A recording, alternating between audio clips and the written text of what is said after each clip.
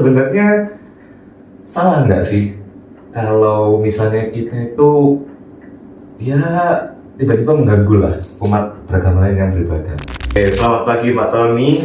Jadi pada kesempatan kali ini kelompok kami akan menayangkan sebuah podcast. Jadi untuk podcast pada kali ini kami akan membahas seputar agama, religiusitas, dan spiritualitas. Ya, jadi 3 topik itu nanti kita akan bahas lebih dalam lagi. Jadi mulai dari definisi, latar belakang hingga nanti ke penerapannya ke kehidupan sehari-hari sampai pada permasalahan-permasalahan yang terjadi di negara kita ini seputar topik tadi itu. Sebelumnya perkenalkan, saya Alexander Benedict Marcus Nanael. Saya di sini berperan sebagai moderator. Dan saya Nathanael Rodrigo. Saya berperan sebagai narasumber. Ya, jadi nanti juga ada teman kami, Gaby Natalia. Dia akan berperan sebagai seperti ahli agama yang akan menyampaikan sedikit tentang topik ini. Jadi dipersilakan untuk Gaby supaya bisa menayangkan videonya. Halo semuanya, perkenalkan aku Gaby Natalia Irawan. Dan pada hari ini kita mau bincang-bincang mengenai agama, spiritualitas, dan juga religiusitas. Aku nggak sendirian by the way, aku ada 2 teman yaitu Alex dan juga Rodrick. Nah, biasanya agama, spiritualitas, dan juga religiusitas dikaitkan sebagai satu hal yang sama. Mereka memang berkesinambungan, namun mereka itu bukan hal yang sama loh. Agama merupakan keyakinan yang biasanya udah kita yakini dari kita lahir. Biasanya agama tuh ikut sama orang tua kan. Nah, kalau dilihat dari bahasa Sanskerta, agama itu berarti A, tidak, dan gama merupakan kacau. Jadi agama merupakan tidak kacau. Kita kalau punya agama, kita tahu apa yang kita mau lakukan di dunia, jadinya kita nggak kacau. Yang kedua ada spiritualitas. Nah, spiritualitas itu berhubungan erat dengan kerohanian kita, kejiwaan kita, mental kita. Jadi kita sebagai umat Kristen percaya kan bahwa Tuhan Allah adalah Allah yang satu bagi kita. Nah, itu merupakan salah satu contoh dari spiritualitas. Yang terakhir ada religiusitas. Kalau religiusitas itu biasanya berhubungan dengan pelayanan gitu. Kita biasanya pelayan di gereja, berbuat baik, melakukan kehendak Tuhan, itu berarti kita melakukan religiusitas. Nah, pada kesempatan kali ini, aku dan 2 temanku akan mengangkat 2 kasus. Kasus yang pertama dari Lampung. Gereja Kristen Kemah Daud mendapatkan kecaman nih dari ketua RT setempat yang mengatakan bahwa peribadatan itu nggak boleh dilaksanakan di situ. Katanya belum dapat izin. Dan yang kedua juga berhubungan dengan perizinan, yaitu gereja yang dilarang untuk melanjutkan pembangunan. Nah, gimana nih pendapat Alex dan juga Rodrick mengenai 2 kasus ini? Kalian penasaran nggak? Aku sih penasaran banget ya. Yuk langsung aja kita dengerin perbincangan mereka mengenai 2 kasus ini. Nyatanya atau mungkin bisa dibilang kehidupan sehari-hari kita. Jadi mungkin kalau dari agama, religiusitas, dan spiritualitas itu mungkin berkaitan dengan satu hal yang sangat penting mungkin ya, poin penting untuk kehidupan kita, yaitu yang namanya toleransi. Ya. Menurut Rodrick sendiri, toleransi itu apa sih? Toleransi itu sikap memaklumi satu sama lain ya, yang berbeda-beda dimaklumi kayak gitu. Oh, memaklumi atau menghargai mungkin ya, katanya yang lebih bagus ya, mungkin betul. Menghargai. Jadi untuk toleransi ini kita menghargai antar umat beragama. Ya, nggak cuma agama saja, mungkin bisa juga ras atau ya ras suku gitu ya, atau budaya gitu ya. Oke, kita juga mengingatkan ya banyak sekali kasus-kasus yang ya bisa dibilang melanggar lah nilai toleransi yang ada di Indonesia ini. Jadi kayak misalnya contohnya mungkin ada yang ibadah tiba-tiba dibatalkan atau tidak boleh membangun gereja dan sebagainya lah. Pelarangan izin ya? Pelarangan izin lah ya anggapannya. Lagi, aku meminta nih tanggapannya dari Rodrick terkait kasus yang lagi marak nih. Ya nggak cukup marak juga sih, cuman memang lagi banyak dan lagi diperbincangkan antar umat beragama juga. Yang pertama mungkin kita akan bahas kasus pembatalan atau pembubaran ibadah di Lampung. Di Lampung, oke. Tanggapannya dulu nih dari Rodrick, kira-kira ya apa? Pembubaran ibadah di Lampung kaget sih pertama kali dengernya. Kan orang lagi ibadah, lagi doa, lagi fokus gitu kan, tiba-tiba dibubarin. Bener. Ya menurut saya kurang etis lah kalau kayak gitu.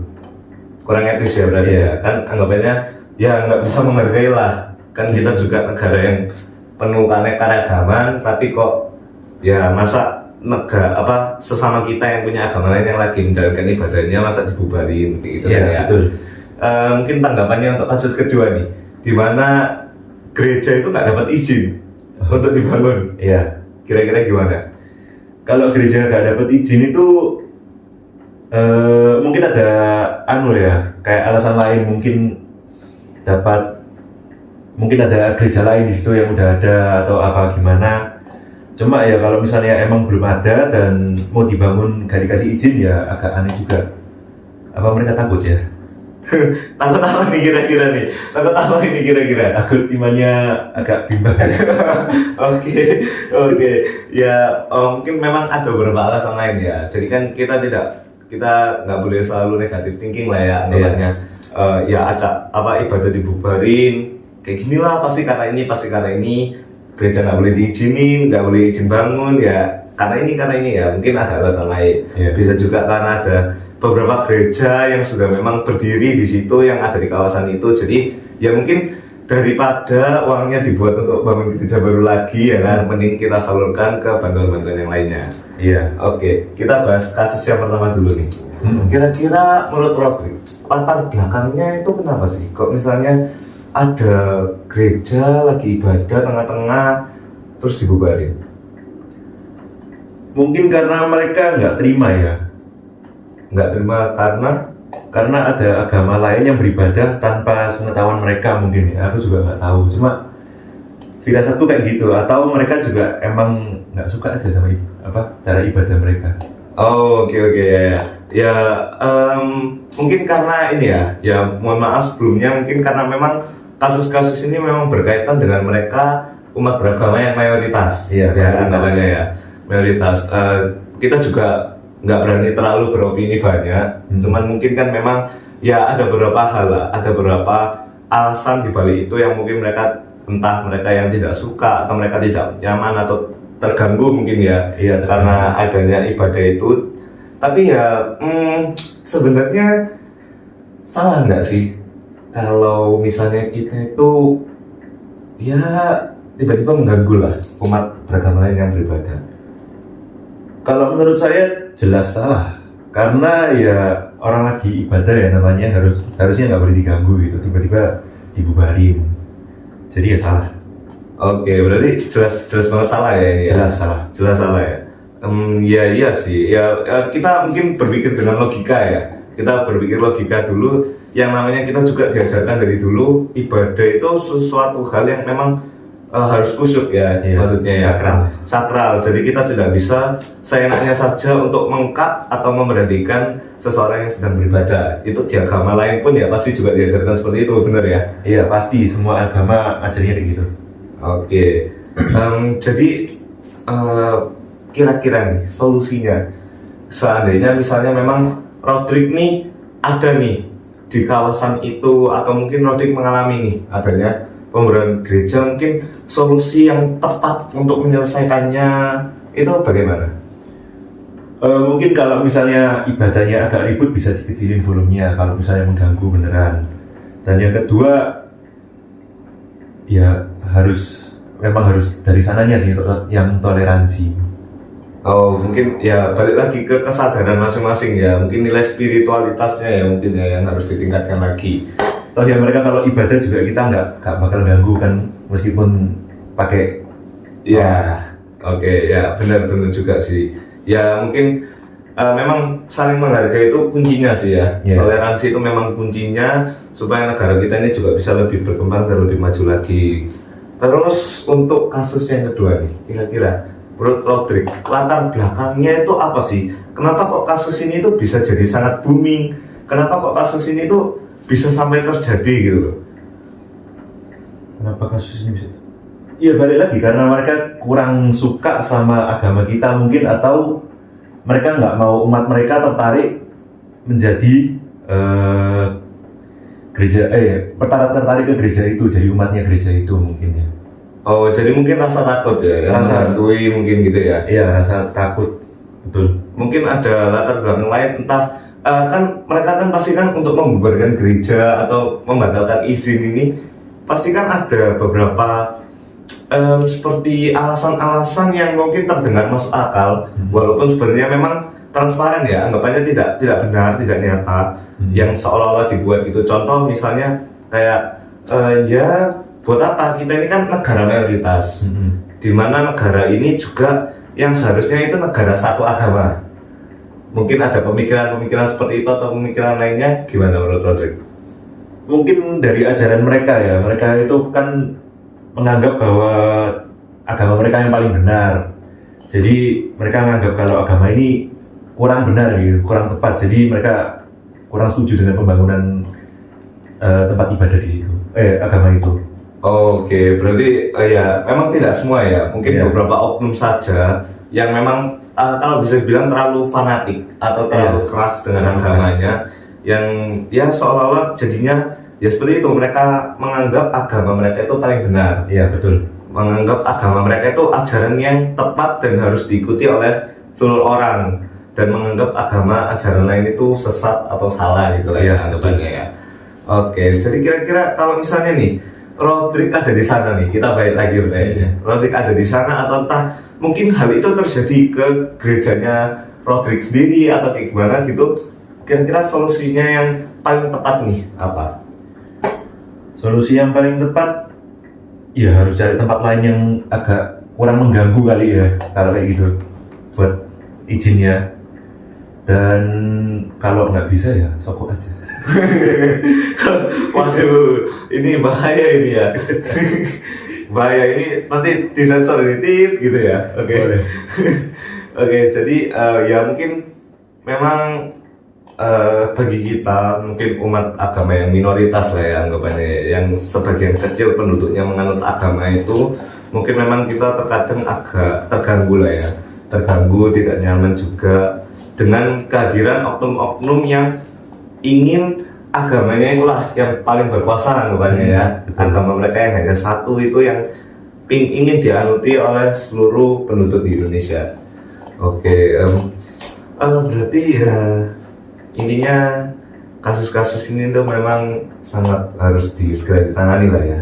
Iya, betul, harus ditangani biar apa ya, sila pertama kita itu berjalan dengan baik gitu. Benar, kita juga kan punya dasar negara ya, Pancasila. Itu Pancasila ini menganut 5 sila, di mana 5 sila ini yang berbicara lah, atau yang mengatur tentang kehidupan kita di negara ini, supaya negara ini juga bisa lebih baik lagi ke depannya, lebih teratur juga. Terus ini mungkin kita bahasan terakhir ya. Nanti untuk kasus-kasus ini kita akan tampilkan beberapa berita-beritanya nanti di samping ini, nanti kita akan tampilkan. Terus untuk akhir nih perbincangan kita yang terakhir nih, aku mau bahas kira-kira menurut Rodrik, agama, balik lagi nih ya kita ya, agama, religiusitas dan spiritualitas, salah enggak ketika orang hanya memiliki agama tapi dia dengan religiusitas yang tinggi, pengen yang tinggi, tapi spiritualitasnya belum ada?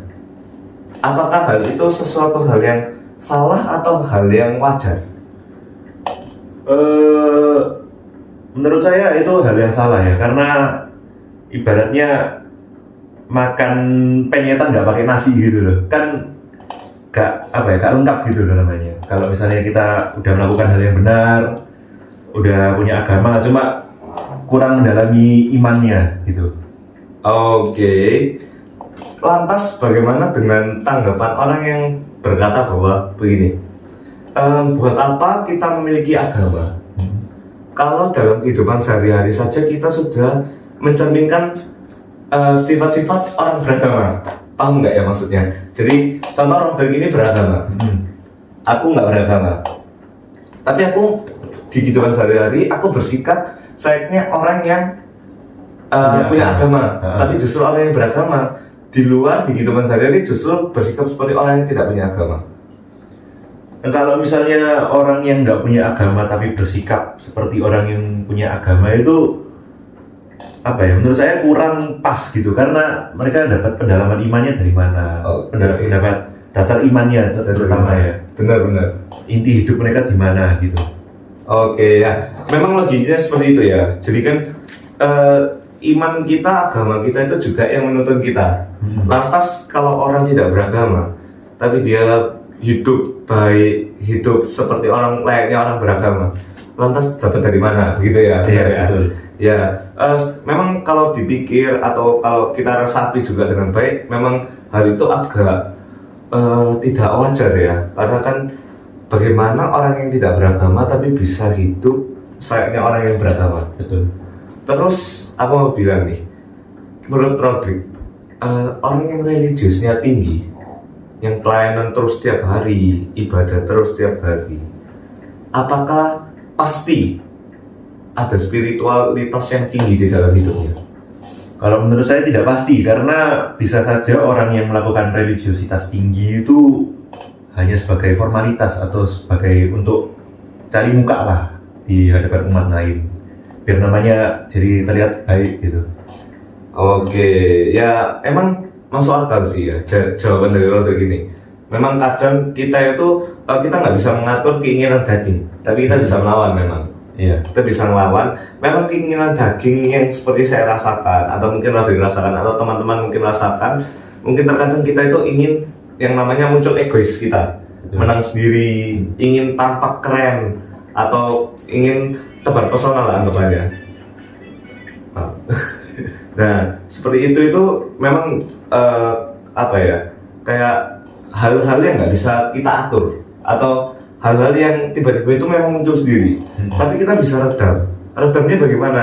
Dengan cara spiritualitas kita, kesadaran kita, balik lagi kesadaran kita yang memang kesadaran ini tuh bukan hal yang dicari, tapi hal yang harus ditumbuhkan. Hal ini nggak bisa dicari. Menurut kami, hal spiritualitas ini hal yang memang harus ditumbuhkan dari dalam diri kami sendiri. Cara menumbuhkannya gimana? Ya dengan kita memiliki agama pasti tentunya, dan dengan juga religiusitas yang tinggi. Nah, seperti itu. Mungkin dari Rodrik ada akhir kata seputar topik ini, mungkin semacam kesimpulan atau mungkin solusi, juga bisa saran-saran bagi anak-anak muda. Kalau saran-saran bagi anak muda ya rajin-rajin aja ibadahnya, terus saat teduh mungkin refleksi diri. Kalau malam-malam gitu udah nganggur, kalau nggak nganggur ya ya good luck. Oke, ya itu mungkin sedikit kata penutup dari Rodrik. Mungkin terima kasih Rodrik sudah bersedia jadi narasumber di podcast hari ini. Kita juga mendapat banyak hal ya, kita belajar banyak hal tentang ya dari agama itu apa, religiusitas itu apa, spiritualitas itu apa. Ya intinya pokoknya untuk teman-teman juga, anak-anak muda sekarang seperti kami-kami, nggak juga anak-anak muda, mungkin yang masih setengah tua atau yang sudah tua, mungkin lansia, sudah berumur begitu. Mungkin kalau dari kami, ya memang agama itu sesuatu hal yang wajib, karena agama itu keyakinan kita ya. Betul. Keyakinan yang harus kita peluk. Terus saya juga mau bilang, begitu juga mungkin Rodrik juga ingin mengatakan bahwa setiap agama itu tidak ada yang salah. Benar.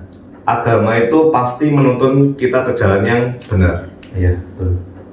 Agama itu mengajarkan kita supaya kita itu bisa hidup selayaknya manusia itu yang lebih baik lagi ke depannya, menjadi anggapannya manusia yang baru lah, anggapannya yang mungkin manusia tidak akan bisa terbebas dari dosa, tapi manusia bisa mengurangi untuk berbuat dosa. Betul. Nah betul seperti itu. Terus selanjutnya untuk religiusitas, ya kita ini anak muda mungkin mungkin lagi gencar-gencarnya ya untuk religiusitas tinggi, pelayanan kesana kemari, itu hal yang bagus. Mungkin niatnya untuk pelayanan itu yang mungkin sedikit harus dirubah. Yang dari awalnya ingin cari muka, itu kita ubah ke pelayanan yang lebih tulus lagi. Iya. Karena dengan pelayanan yang lebih tulus, ibadah yang lebih tulus, ibadah yang khusyuk, kita akan meningkatkan spiritualitas kita yang lebih tinggi lagi. Iman kita akan lebih tinggi, semakin tinggi, sehingga kehidupan kita juga akan berjalan dengan lancar. Seperti kata paus kita yang terdulu ya, paus kalau nggak salah Yohanes Paulus ya, dia pernah ngomong kalau kita ini hanyalah pelayan, nggak lebih. Oh. Jadi kita melayani itu harus dengan hati yang rendah dan nggak boleh buat pride lah istilahnya. Oke, ya begitu seperti kata Paus juga, beliau mengatakan seperti demikian juga yang telah disampaikan sama Rodrik. Jadi dia itu mengartikan bahwa pelayanan itu harus dengan hati yang tulus. Betul ya, pelayanan juga harus dengan hati yang tulus. Oke, sekian dari podcast kelompok kami, sebahas tentang agama, religiusitas, dan spiritualitas yang nantinya akan menyangkut kepada toleransi antar umat beragama. Kami mengucapkan terima kasih sudah menonton video ini, sudah memperhatikan dengan baik. Kami mohon maaf apabila ada salah kata atau mungkin ada salah perbuatan dalam podcast ini. Kami mohon maaf sebesar-besarnya. Akhir kata kami ucapkan terima kasih. Selamat pagi, sampai jumpa. Tuhan Yesus Memberkati. Amin.